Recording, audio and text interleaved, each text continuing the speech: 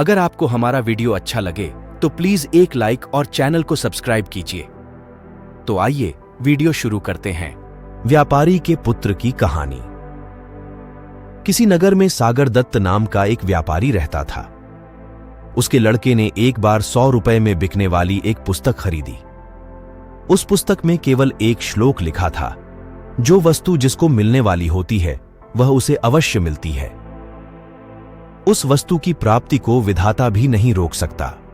अतएव मैं किसी वस्तु के विनष्ट हो जाने पर न दुखी होता हूं और न किसी वस्तु के अनायास मिल जाने पर भी आश्चर्य नहीं करता हूं, क्योंकि जो वस्तु दूसरों को मिलने वाली होगी वह हमें नहीं मिल सकती, और जो हमें मिलने वाली है वह दूसरों को नहीं मिल सकती।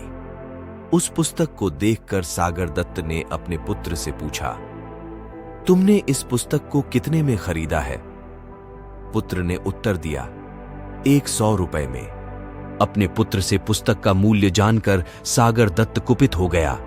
वह क्रोध से बोला, अरे मूर्ख, जब तुम लिखे हुए एक श्लोक को 100 रुपए में खरीदते हो तो तुम अपनी बुद्धि से क्या धन कमाओगे? तुम जैसे मूर्ख को मैं अब अपने घर में नहीं रखूंगा। सागर दत्त का पुत्र अपमानित होकर घर से निकल पड़ा। वह एक नगर में पहुंचा।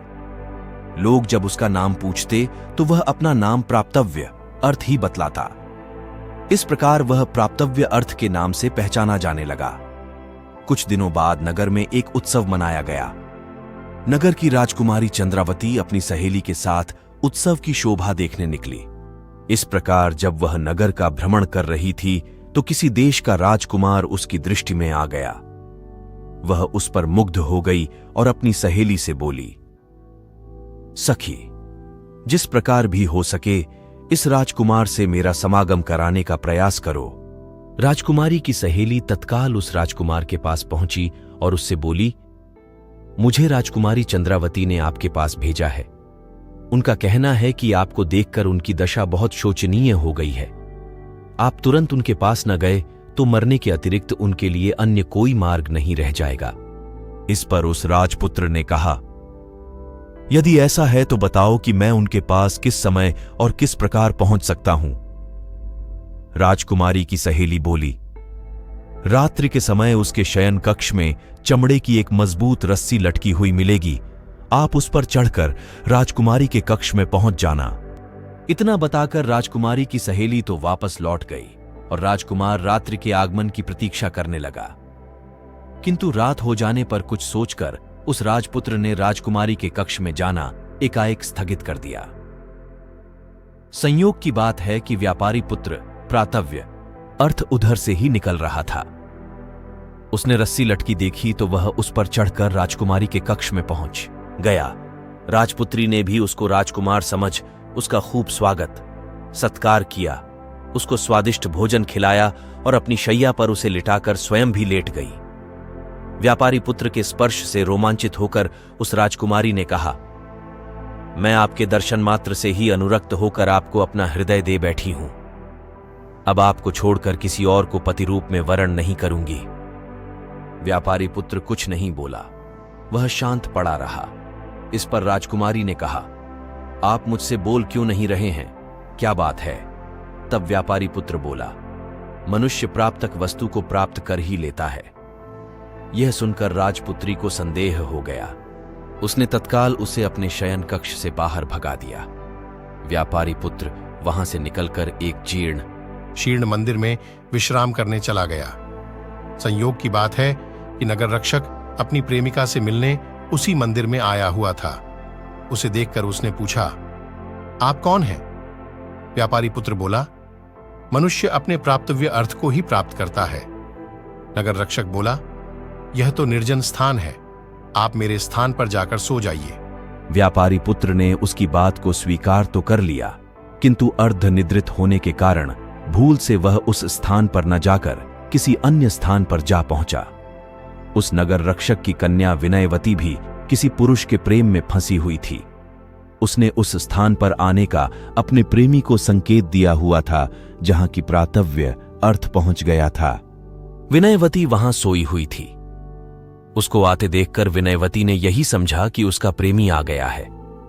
वह प्रसन्न होकर उसका स्वागत सत्कार करने लगी।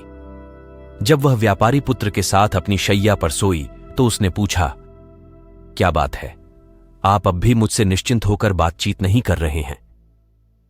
व्यापारी पुत्र ने वही वाक्य दोहरा दिया, मनुष्य अपने प्राप्तव्य अर्थ को ही प्राप्त करता है।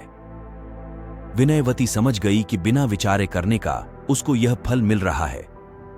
उसने तुरंत उस व्यापारी पुत्र को घर से बाहर जाने का रास्ता दिखा दिया। व्यापारी पुत्र एक बार फिर सड़क पर आ गया। तभी उसे सामने से आती एक बारात दिखाई दी। वरकीर्ति नामक वर बड़ी धूमधाम से अपनी बारात लेकर जा रहा था। वह भी उस बारात में शामिल होकर उनके साथ साथ चलने लगा। बारात अपने स्थान पर पहुंची। उसका खूब स्वागत सत्कार हुआ। विवाह का मुहूर्त होने पर सेठ की कन्या सज धज कर विवाह मंडप के समीप आई। उसी क्षण एक मदमस्त हाथी अपने महावत को मारकर भागता हुआ उधर आ पहुंचा। उसे देखकर भय के कारण सभी बाराती वर को लेकर वहां से भाग गए। कन्या पक्ष के लोग भी घबराकर घरों में घुस गए। कन्या उस स्थान पर अकेली रह गई। कन्या को भयभीत देखकर प्राप्तव्य अर्थ ने उसे सांत्वना दी, डरो मत, मैं तुम्हारी रक्षा करूंगा। यह कहकर उसने एक हाथ से उस कन्या को संभाला और दूसरे हाथ में एक डंडा लेकर हाथी पर पिल पड़ा। डंडे की चोट से भयभीत होकर वह हाथी सहसा वहां से भाग निकला। हाथी के चले जाने पर वरकीर्ति अपनी बारात के साथ वापस लौटा, किंतु तब तक विवाह का मुहूर्त निकल चुका था। उसने देखा कि उसकी वधू किसी अन्य नौजवान के साथ सटकर खड़ी हुई है और नौजवान ने उसका हाथ थामा हुआ है। यह देखकर उसे क्रोध आ गया और अपने ससुर से बोला, आपने यह उचित नहीं किया। अपनी कन्या का हाथ मेरे हाथ में देने के स्थान पर किसी अन्य के हाथ में दे दिया है। उसकी बात सुनकर सेठ बोला, मुझे स्वयं भी नहीं मालूम कि यह घटना कैसे घटी। हाथी के डर से मैं भी तुम सब लोगों के साथ यहां से भाग गया था। अभी वापस लौटा हूं। सेठ की बेटी बोली, पिताजी, इन्होंने ही मुझे मृत्यु से बचाया है, अतः अब मैं इनको छोड़कर किसी अन्य के साथ विवाह नहीं करूंगी। इस प्रकार विवाद बढ़ गया और रात्रि भी समाप्त हो गई। प्रातकाल वहां भीड़ इकट्ठी हो गई। राजकुमारी भी वहां पहुंच गई थी। विनयवती ने सुना तो वह भी तमाशा देखने वहां जा पहुंची। स्वयं राजा भी इस विवाद की बात सुनकर वहां चला आया। उसने व्यापारी पुत्र से कहा, युवक, तुम निश्चिंत होकर सारी घटना का विवरण मुझे सुनाओ। व्यापारी पुत्र ने उत्तर में यही कहा, मनुष्य प्राप्तव्य अर्थ को ही प्राप्त करता है। उसकी बात सुनकर राजपुत्री बोली, विधाता भी उसको नहीं रोक सकता। तब विनयवती कहने लगी, इसलिए मैं विगत बात पर पश्चाताप नहीं करती और मुझको उस पर कोई आश्चर्य नहीं होता। यह सुनकर विवाह मंडप में आई सेठ की कन्या बोली, जो वस्तु मेरी है वह दूसरों की नहीं हो सकती। राजा के लिए यह सब पहेली बन गया था। उसने सब कन्याओं से पृथक पृथक सारी बात सुनी और जब वह आश्वस्त हो गया तो उसने सबको अभय दान दिया। उसने अपनी कन्या को संपूर्ण अलंकारों से युक्त करके 1000 ग्रामों के साथ अत्यंत आदरपूर्वक प्राप्तव्य अर्थ को समर्पित कर दिया। इतना ही नहीं, उसने उसे अपना पुत्र भी मान लिया। इस प्रकार उसने उस व्यापारी पुत्र को युवराज पद पर प्रतिष्ठित कर दिया। नगर रक्षक ने भी उसी प्रकार अपनी कन्या विनयवती उस व्यापारी पुत्र को सौंप दी। तीनों कन्याओं से विवाह कर व्यापारी पुत्र आनंदपूर्वक राजमहल में रहने लगा। बाद में उसने अपने समस्त परिवार को भी वहां बुला लिया। सीख, दाने दाने पर लिखा है खाने वाले का नाम।